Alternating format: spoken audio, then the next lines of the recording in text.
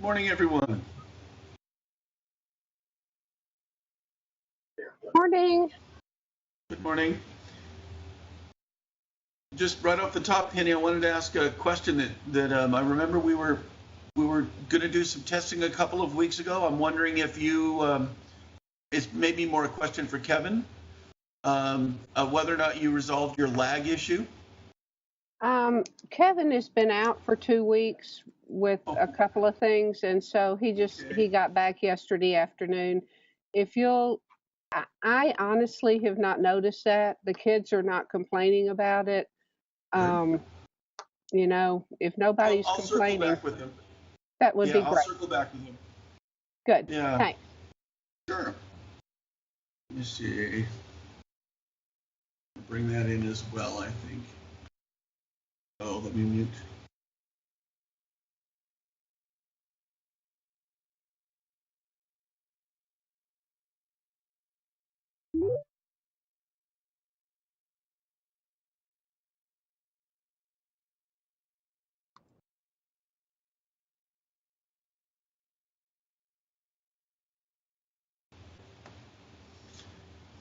How's everything out in Florida there, Carlos?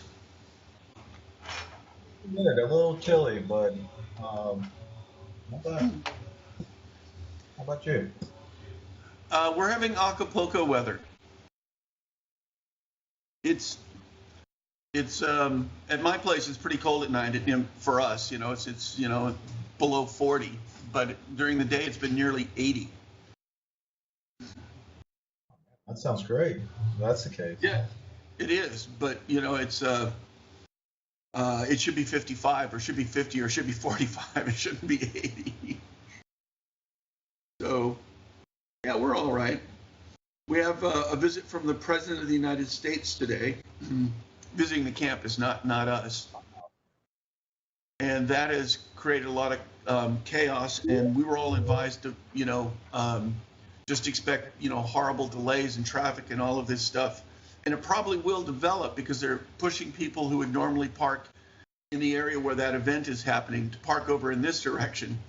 So I got in here an hour early just to be sure I, wasn't late. That's awesome. Are you guys actually gonna go and is he talking to the campus It's or? not a public event. That's really, I've never actually seen him in person. It would be kind of cool to, see one of those guys. Um, but he's here to talk about cybersecurity and more, not the defense or homeland security side, but more the consumer personal side. I'm going to try and get a hold of the remarks, of course, because they just opened a new interagency security exchange, Homeland Security, NSA, CIA, FBI. It's got a horrible name. It's like CITTS or something like that. It's pretty squirrely. But anyway, so what Acronyms. may happen? What may happen is they're going to use the polo field over here, which is, I don't know, a quarter of a mile from my office, and by use it, they'll be bringing in 4 or 5 of those large marine helicopters, the kinds that can lift the president's limo. Right. And when they do, it's so loud it shakes the floor plates underneath me. Well, that's So crazy. if Definitely, someone, if you can get, we just get this huge throb. I was gonna say if you can get the notes of whatever they're talking about, that would be great to share. Yeah, I will try to get any information. Be happy to share it with the group because none of us are, not thinking security these days. Exactly. Hi, Mia. You're muted. Hey, now I have voice. There you go. A voice to go. Yes. Just There want to we say go. hi. Thank you. Ooh. I normally drink coffee, but I got some sweet orange tea. I'm not sure this is going to work for me. Hmm. Uh, all right. Well, how's it going at Severn there, Greg? Well, we're having a nice day off and celebrating the weekend, but yeah, things are nice and quiet. Yeah. Now, I got a note from Martha at Murray. They're off today, too. What is it, a President's Day thing, or is it something else? Just a... President's Day. We usually get off Friday and Monday for President's Day. Oh. That's cool. We don't. We get Monday, but...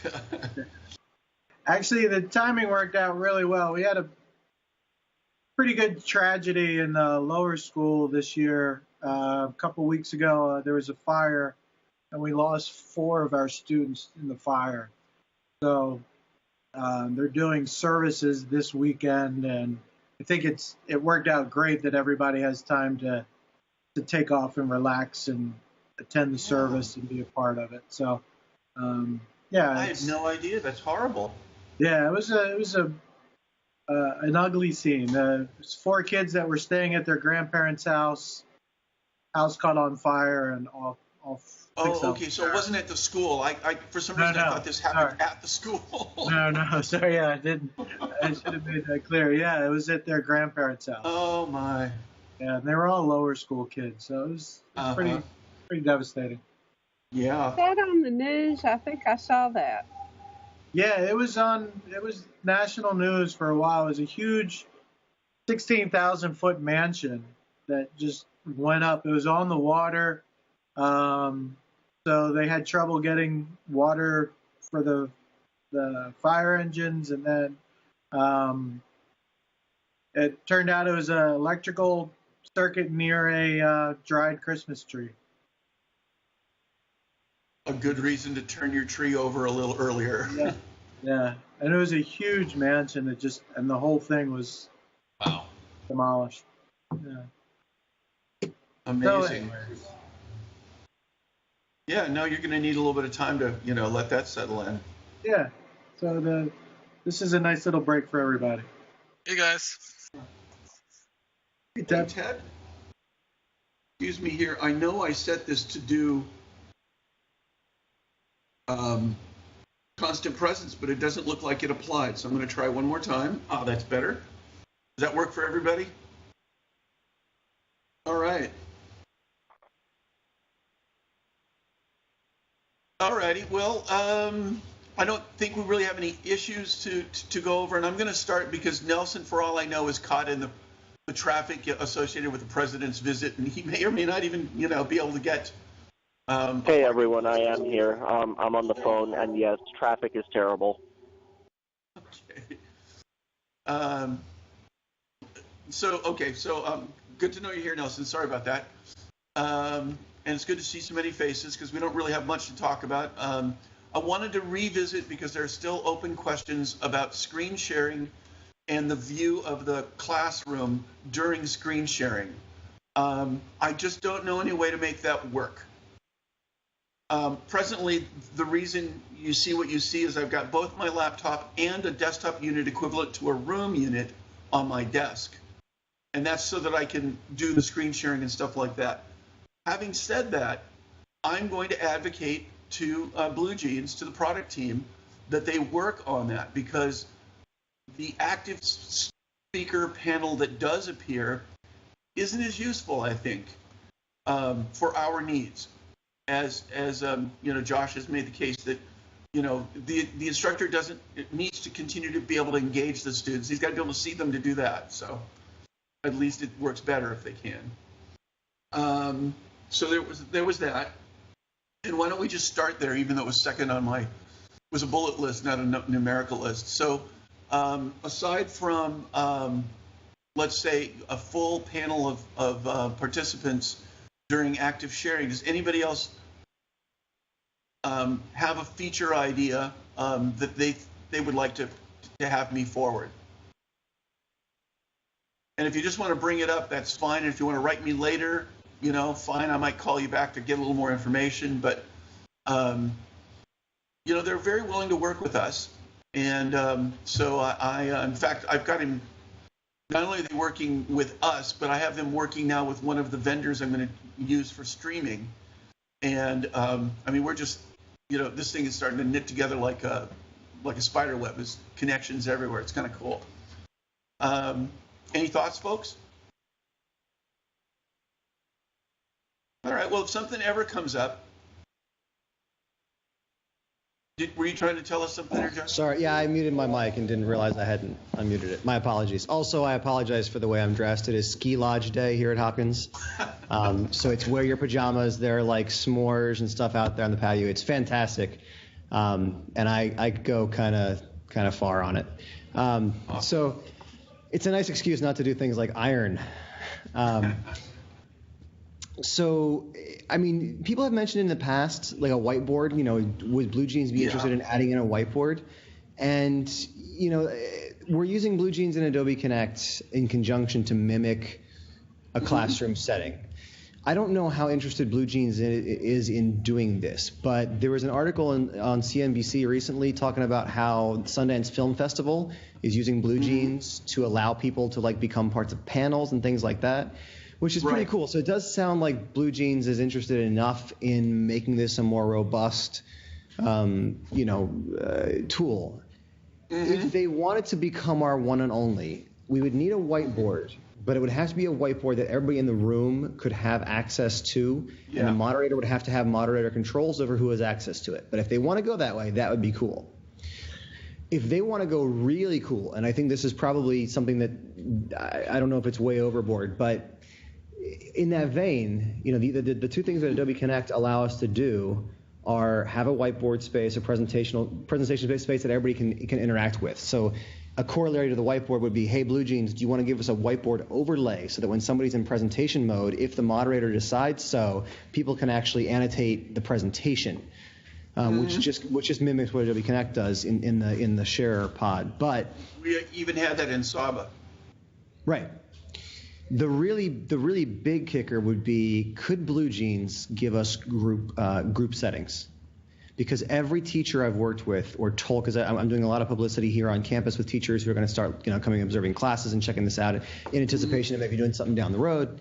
And they're all like, well, group work, how do we do group work? Especially language teachers are like, I want to divide the kids into groups. And our Greek teacher here does that with Adobe Connect in the basically in a chat room. He can give them a prompt and they can we get a call chat, those but they can't breakout talk. rooms. Yeah. Right, breakout rooms.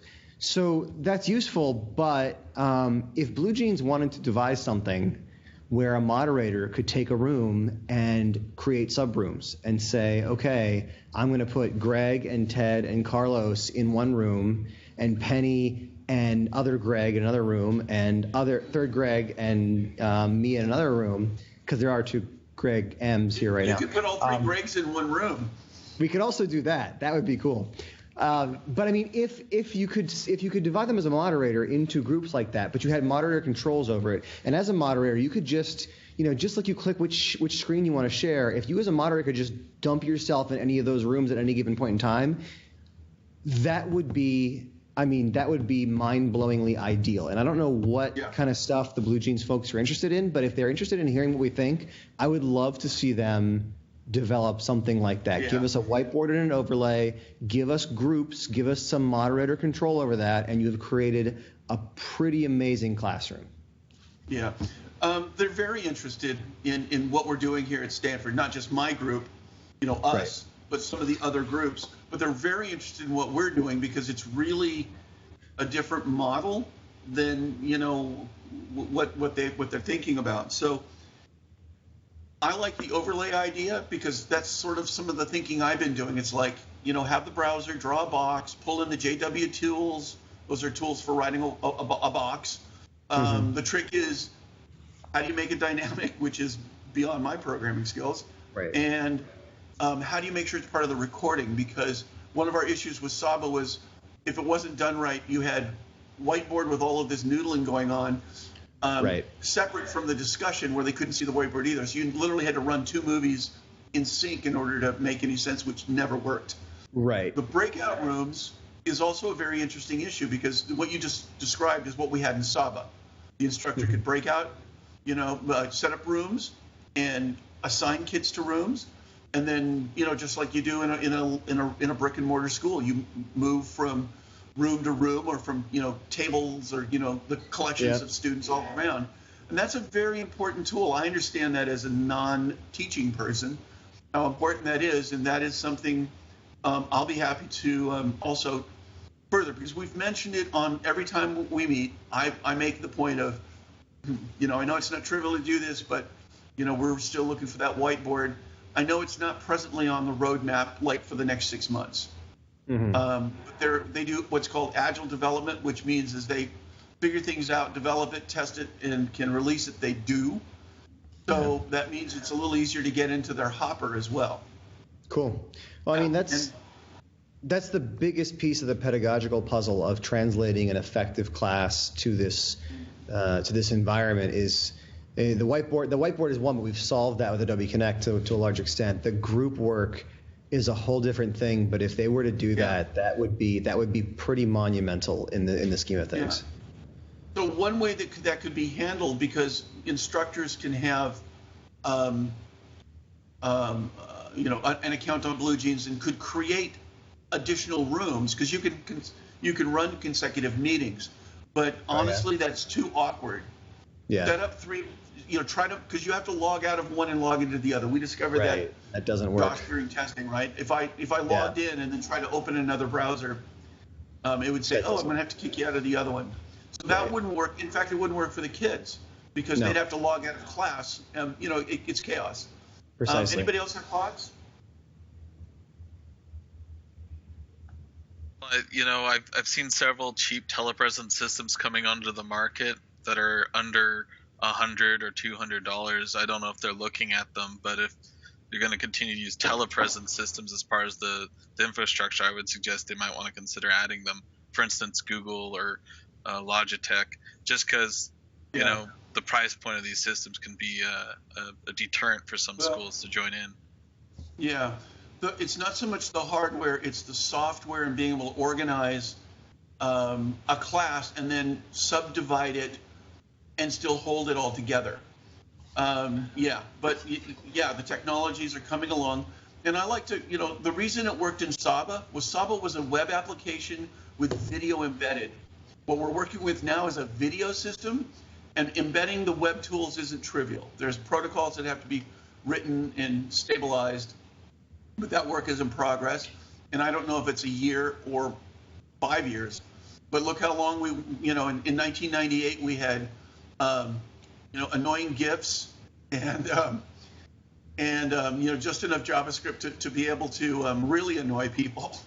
And we didn't have embedded video. And then, 2000, things evolve.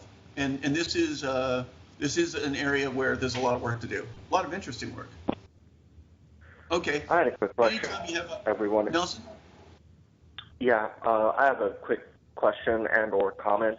How many people are actually enjoying the current UI settings versus the classic setting that we originally had in Blue Jeans? And if you had a choice, would you want to go back to the classic view? Or, are you and your instructors comfortable with the current UI setting?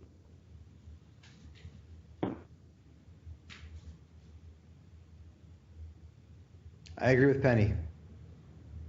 I didn't hear Penny. No, she just went like this. She just shrugged her shoulders. Oh, I'm sorry.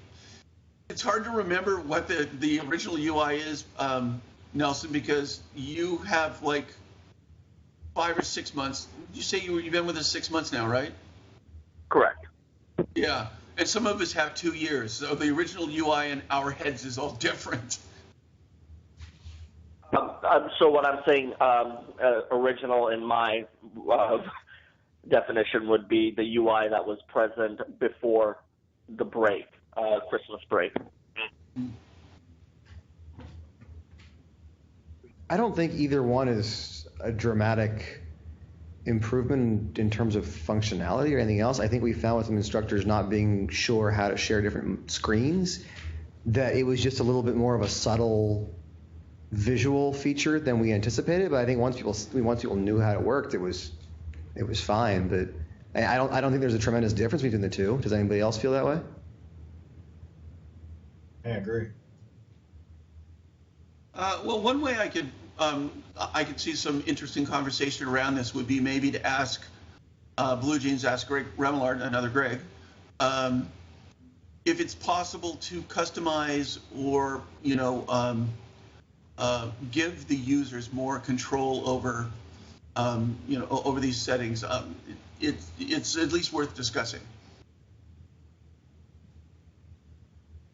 Okay.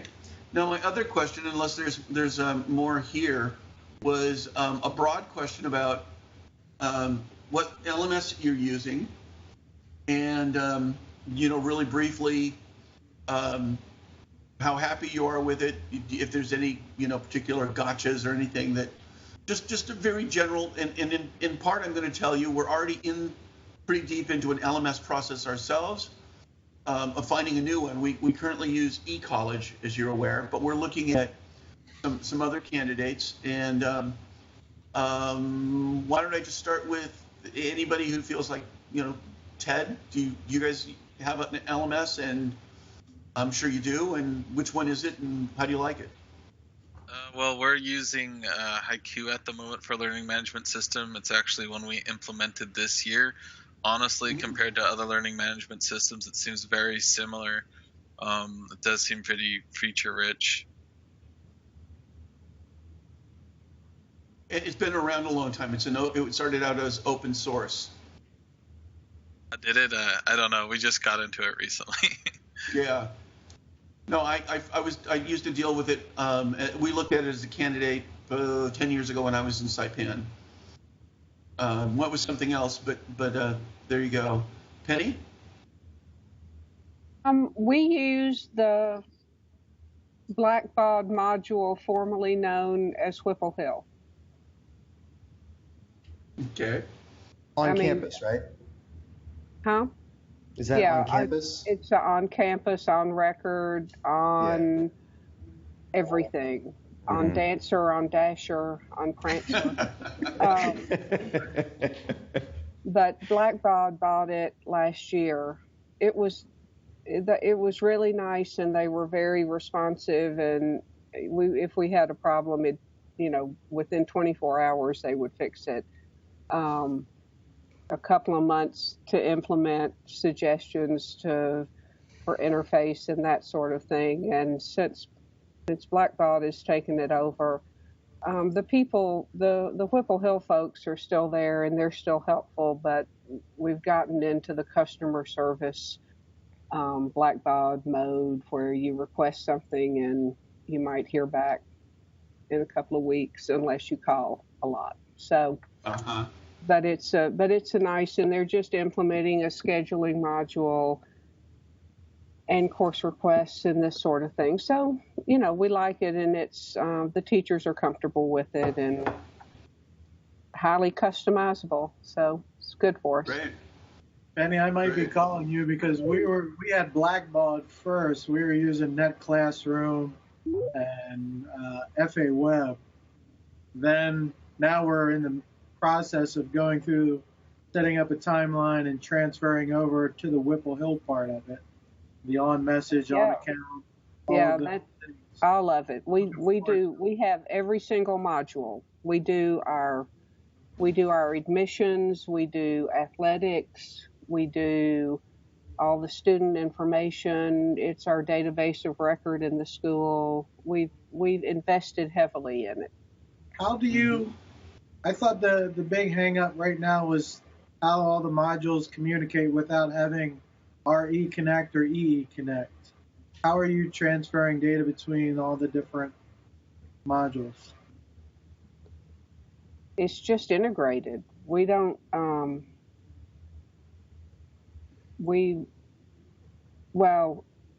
now all the Whipple Hill modules are integrated. We are not yet transferring easily between the Blackboard, like Razor's Edge and that sort of thing. That's not an easy transfer because Blackbaud is just so proprietary in their databases. But well, I know they're supposed to come out with RE Connect so that you can do that. So that's kind of something that we're waiting to see how that turns out, and then we'll transfer everything over. Because our RE and our EE are all integrated now, so So we would be taking a step backwards if we tried to move forward. But I'm really looking forward to the new modules because the blackballed piece of it was very quirky. They just didn't have the online piece down for the students and the teachers. And I think the Whipple Hill part of it now is where they're going to be able to excel. Yeah, it's very the course pages, and we have a lot of teachers that are doing the flipped classroom module method, and they're posting their videos and using the Dropbox turn-in, and they even now you can annotate things that kids turn in so that they can see the annotations, can annotate it online. It's very slick. I mean, it's very good. And maybe the customer service and support will pick up a little bit, but there's just been a little bump in the road with that. And I'm not familiar with either of those, and I'm not quite sure I'm hearing you correctly. Is it Whipple Hill? Okay. And the other one is Blackboard or Black Dog? Blackballed, B-A-U-D. Oh. Say that again? Blackballed. Okay. I'm sorry, Baltimore accent. They just bought Whipple Hill. And right. Whipple Hill had a much better LMS than Blackballed, so they're moving more toward the Whipple Hill LMS than Gotcha. and getting rid of it. It's just, I'm looking forward to it because I've been really unhappy with Blackballed. Blackballed stuff, from what I understand, really didn't change for quite a long time, and they were kind of on the verge of becoming irrelevant. And then they bought Whipple Hill, a company that had a bunch of creative folks who were designing really user-friendly stuff. And the big question is now, which animal will end up eating the other, and will that make people happy, or will it just be a temporary boon for Blackballed before they ruin what they bought? Not that that's a negative assessment. That's definitely a fear of ours because Blackballed, 6 years ago, 5 years ago, they were cutting edge as far as the LMS, and then they just stopped doing anything. And they went. I think they took the BlackBerry model of business, just stopped doing whatever they were doing well at. So it'll be interesting to see. A couple of folks I know from college work at Blackballed, and a year or two ago, I think like 6 months before they bought Whipple Hill, they laid off a lot of people. I mean, like they have a nice big building, and it suddenly became a nice big, somewhat empty building, and there was a lot of anxiety, a lot of stress going on in there. Then they bought Whipple Hill, so.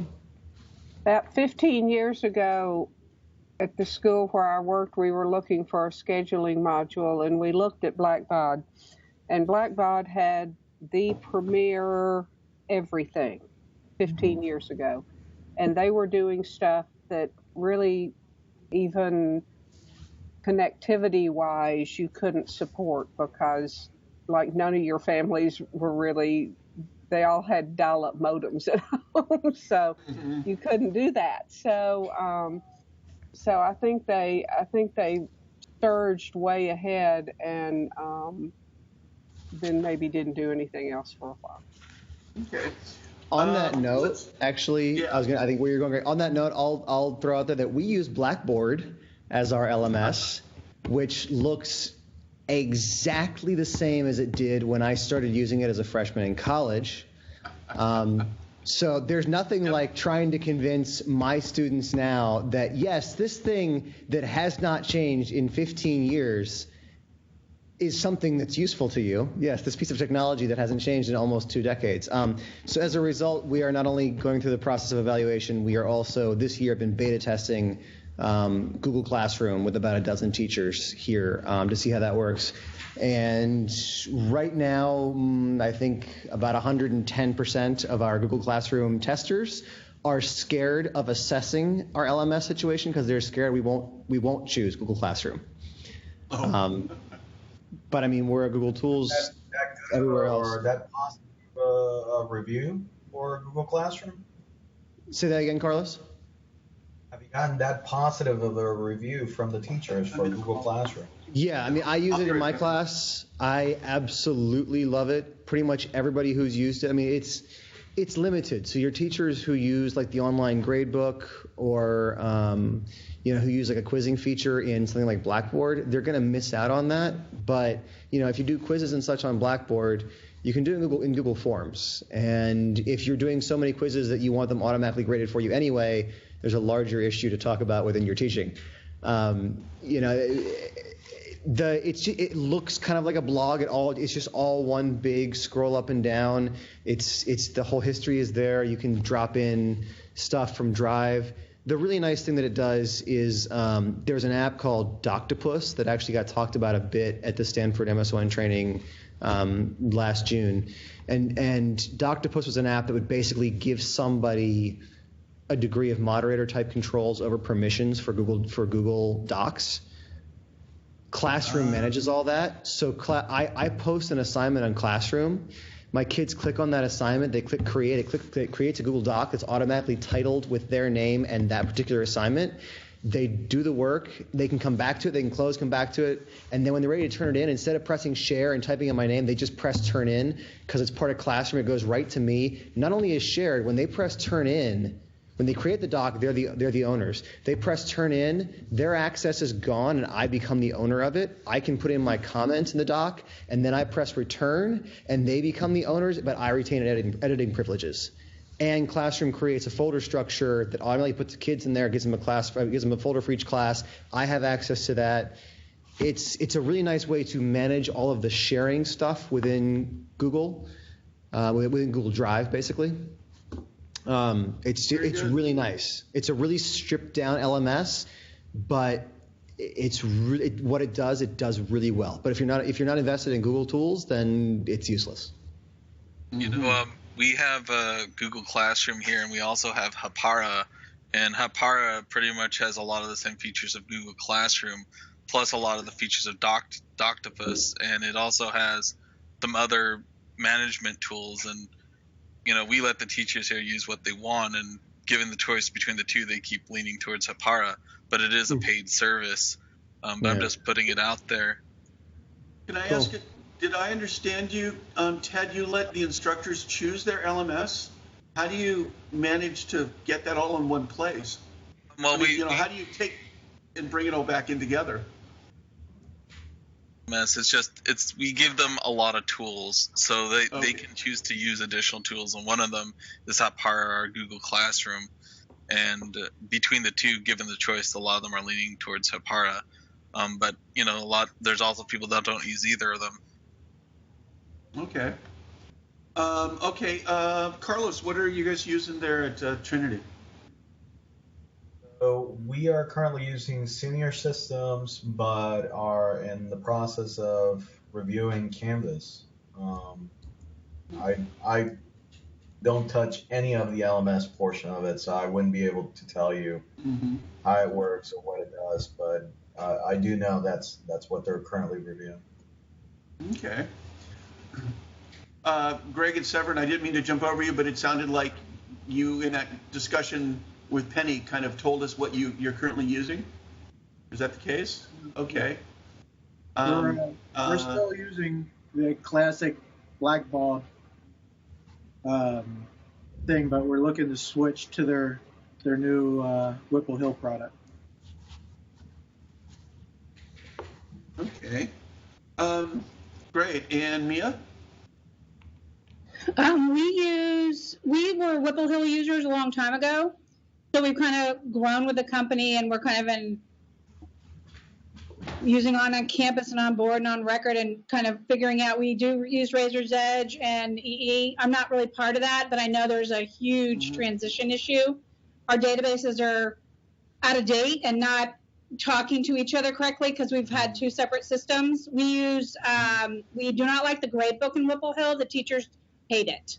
It's very limited, and they would rather use Jupyter grades. We use Google Classroom, and we've used Doctopus. They like Doctopus because of the file sharing. The students and the teacher own it at the same time, so you can kind of keep track. Where Classroom takes over, and the students own it or the teacher owns it. And it does set up the file sharing for you, but it kind of switches ownership. They liked Doctopus a little bit better, but you have to create a spreadsheet and add and drop students through a spreadsheet, where Google Classroom does it all for you.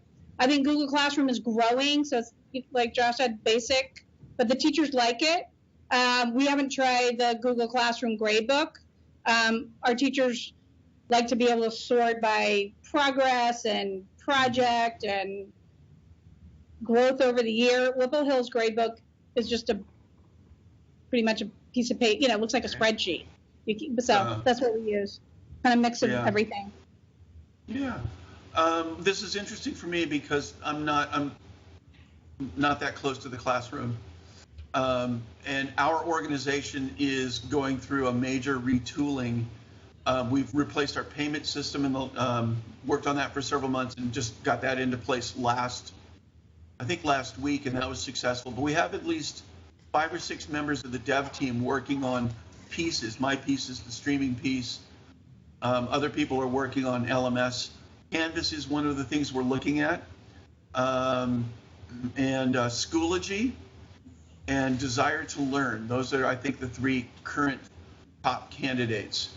I want to have this discussion because I want to hear from other people, and I think it's a good discussion for this group. So we may revisit it. In fact, Martha wanted to make sure that we got the video from this up on YouTube because Marae's off and she wants to review it before next week. So this may come back. Yeah. What's that? Anyway, we may come back and discuss this some more if anybody has any ideas, or if a group of people want to maybe pull some time together because we're all going through integration. Maybe we can share our woes and our successes.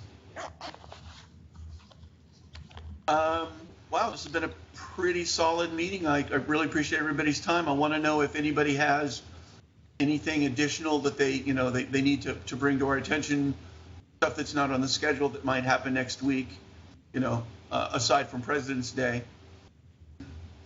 And if not, it's, have a great long weekend, everyone. Cool. Mia, I had one question for you about Classroom, and then Greg and Nelson, if you guys have a minute, I'd love to talk to you because Kaveh had a question for me I want to run by you. All right, we can stick around. Cool. We want to stop recording? Sure.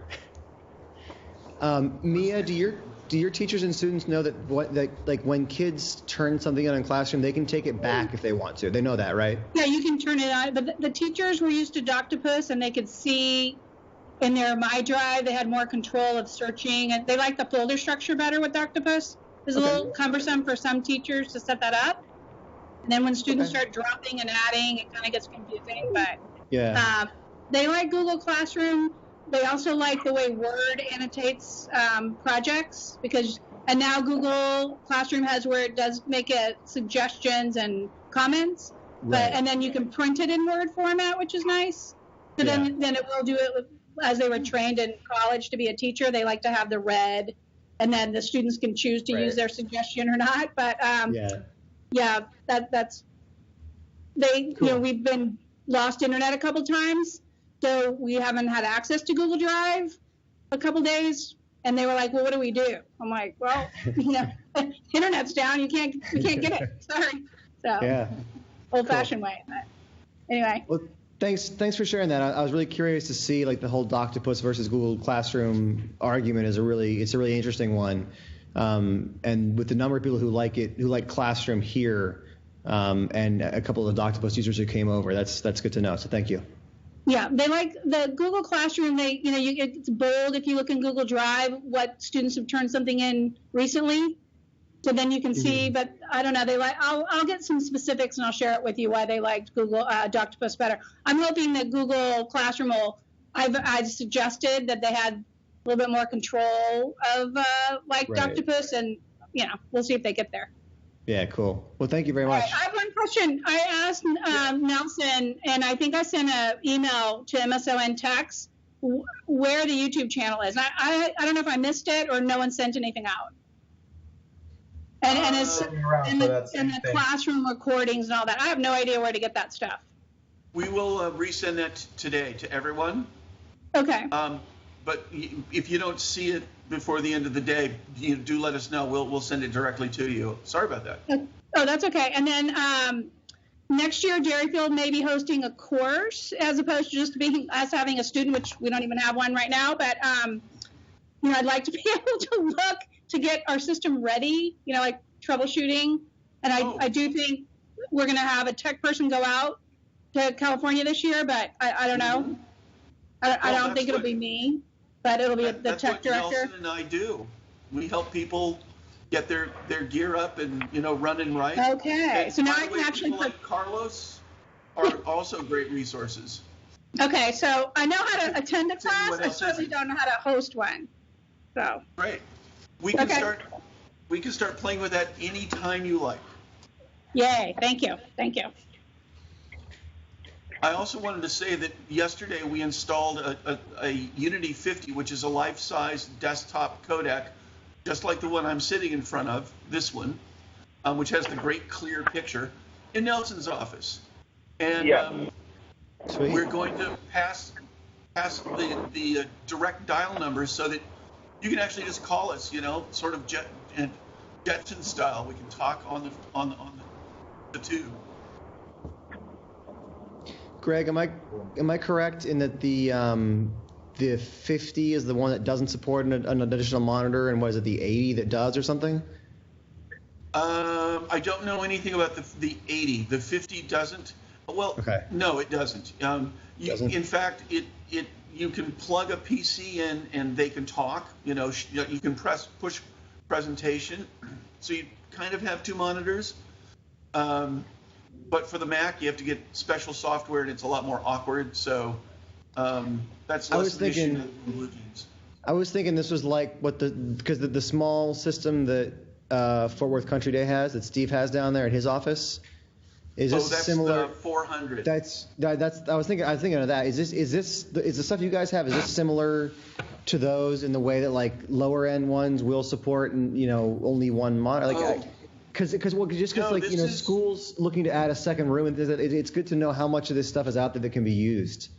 Yeah. This is just a codec, you said? This is about the size and shape of an iMac. Okay.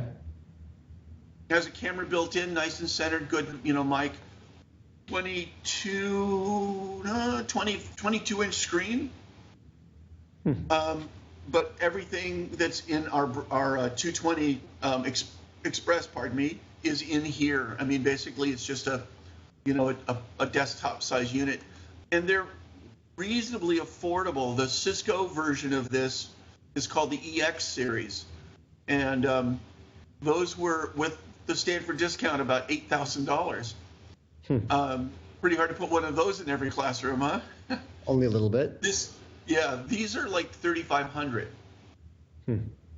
So this would be good for on somebody's desk in a situation where you might have 2 or 3 people around a small table, but not something you would really use for anything larger. A one-to-many, you could use it to do an open house. Right. But it wouldn't be expandable such that if Blue Jeans ever gave us the option to have constant presence in one screen and the presentation the other screen, that system wouldn't be because that's what we're kind of after. We're after something smaller than a room system, but that supports the kind of split that the room system allows us to have. Let me talk to Jim Kane about that. Okay. And I'll look at the other vendors as well. I've been doing some work with the Cisco vendor. Komi Kumasaki is the guy we deal with out here. I'll ask them both about that scenario and if they have any suggestions. Cool. I mean, it sounds like for Blue Jeans to give us the ability to have the Hollywood Squares at the same time as a presentation, that might even be kind of a bigger hurdle to clear than to look at other hardware systems that do what my life-size room does. And as I understand it, it's just that the codec can split those and send them different monitors. We just need another hardware system that'll do that, but that isn't the, what this is. Yeah. Absolutely. Okay, I'll make a note of that, and I'll talk to Jim. Cool. Josh, did you still have something you wanted to? Yeah, you want to ask us about Kava. Anybody who wants to stay can stay, because we're talking about an instructor who's sorting out, working remotely with Josh's help, what to do. And Nelson, did you? I'm here. Okay. Oh, he's there. So you guys worked with Kaveh, I guess it's 2 weeks ago now. It was a Monday, he said. And my problem is, I don't know his system. I don't see his system. And basically, I want to be able to tell him for sure what I think is the truth, which is with a 2-monitor system, we don't have any way to allow you to have Hollywood Squares on one screen and your presentation on the other screen while you're actively sharing. That's correct. That's what I thought. And he keeps mentioning that when he did a test with you guys that you actually got it to happen at one point. And I didn't think that was possible. I think he's misremembering something. But I do want to make sure there are no more details there. Just so I know what he's talking about, so I have the context and he references that. Because I didn't think it was possible. So basically what happened over there in that scenario was Greg was also on his Greg, do you want to take this one? Because I think sure. Yeah. So, he was sort of mixing different parts of that session. I actually have my laptop open and I'm plugged into 2 monitors and I'm using a Unity 50. I can't accomplish. It's not a matter of how many windows you have open or how many monitors you're connected to. The channel that's used to share is basically poaching the resources that would do the Hollywood Squares. So it's not possible. Yeah. Okay. But it is technically possible. It's just not built in at this time. Right. Yeah. That's what I thought. I just wanted to be able to. I think he's kind of stuck on that and thinks that there's a way to get back to it. And I've been trying to let him know that I don't think that's quite how it went. Either one or both of us would be happy, on an off day for him, and if it's convenient for you, to all sit together and go back through some of this stuff. He's getting it. He really is. I can see that. Yeah, he is. And we also need to make sure that we're clear with the people we send out in the field that they're not miscommunicating. It's a limitation of the computer. The codec is an entirely different design, and it can handle it because it's got the hardware and the software to match. Right. Computers aren't there. And no, well, and I don't know, if he's because when it was Clear C and Saba, and all of the presentational sharing was happening through Saba, all the OHS instructors who had 2-monitor setups could manage that. And I think some of the new teachers are hearing from older teachers or things like that. Like they're hearing this wind of, you have 2 monitors, you can do it. But all of the services we're using are different now. And now the presentation and the video are on one. They're all through one service, and it won't split it for us. So I just wanted to make sure that there was nothing. I wasn't missing anything from the context he was giving me for that meeting with you guys. I didn't think I was, but because that's the question he keeps coming back to me with is how do I get constant presence alongside the presentation? And I keep saying I don't think you do right now. Okay, I have a suggestion, Josh and Greg. Would you guys mind if I spoke to Kaveh and tried to explain this once and for all to him? Because since Greg and I were the ones who brought this up in the sense of, when we used it, Greg was on his in-room system, which allowed that function because he wasn't going off of the laptop. Right. So if you would like, since, we presented that option unknowingly at that time, I could jump in and be like, hey, Kaveh, so basically what happened on Mondays 2 weeks ago, it does not correlate to your situation right now. Right. And I can break it down for him. Sure. You're welcome to get in touch with him. He emailed me directly, I think it was yesterday, right before his class, and so I'm gonna get back to him either way. So I'll let him know. But you're welcome to get in touch. I think mostly it's just that we hadn't really thought about the limitations of this system when you're teaching from effectively one device. Yes. And when he talks to other teachers at MSON and things like that, and they're talking about the constant presence while the presentation is going, they're probably people who are teaching in a room system.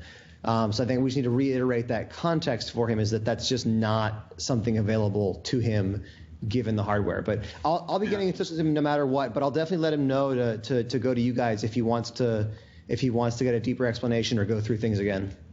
Yeah. I have one more thing to add to that. And that is that we have not more Unity 50s, but Cisco units that sit on a tabletop. And one of our instructors, Jeff Scarborough, used one very successfully, and it was with Saba for a couple of years. He did do some Blue Jeans on it before he stopped teaching the DFLR class. My point is that we might think about putting this on Kava's desk, but before I even bring that up with him, I want to do some testing to see if it will make a difference. Yeah. The problem is going to be it'll now be another new interface the guy has to learn. And I think really what he wants to do is just teach his class.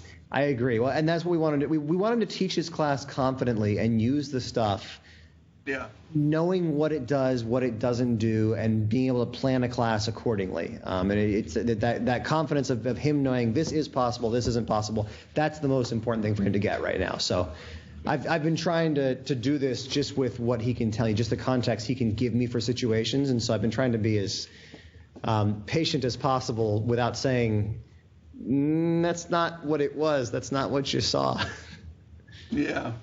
So. Yeah, and people do remember things. I mean, he was trying to take in a lot.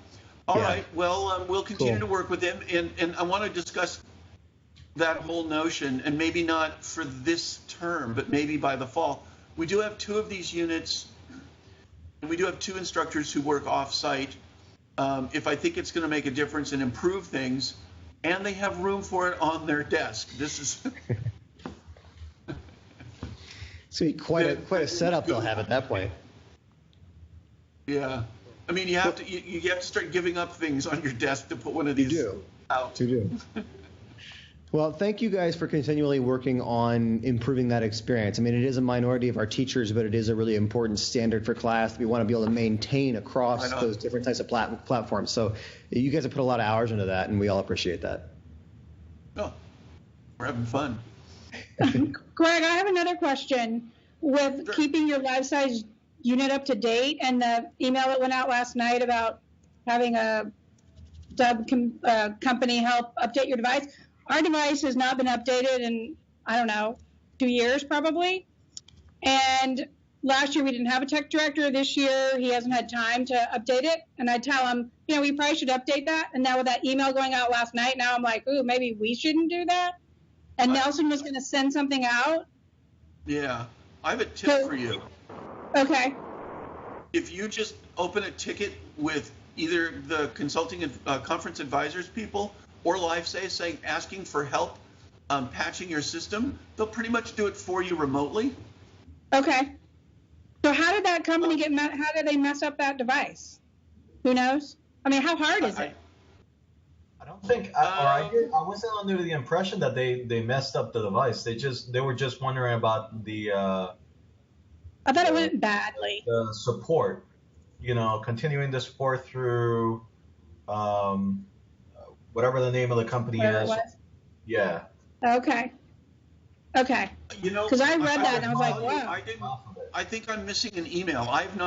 Could somebody please forward me the email because I've not seen it, and I was just in the support area yesterday because I've got to patch Nelson's machine and my machine and the 220 unit. I've got a lot of patching to do. So I haven't seen an email. I'm looking at my email now and don't have anything. It was from, maybe it was from listserv. I'll look and see where, it was definitely a life-size device. I thought it was to MSON. Okay. So basically, it was an email that was sent out last night at around yesterday evening, and the individual, David, I believe his name was, he had an extremely bad experience with our vendor, Jim Kane, and he does not want to use Jim Kane's services in doing the patches, and he requires another solution, and that's what it was. Okay, so the other solution would just be to open a ticket with Logitech directly instead of with Jim Kane, with conferencing advisors. Nelson, I'm going to want to talk about this when you get in the office. We need to know what happened. I am working on that with the individual who sent the email. I have reached out to him, and I'm waiting for a response. Oh. Greg, could you share what version you're using? Like, I know mine's out of date. And what should we be up to date? I know we talked about this with Martha last year, and we said just kind of leave it alone. So. Well. Got to run. Bye, everybody.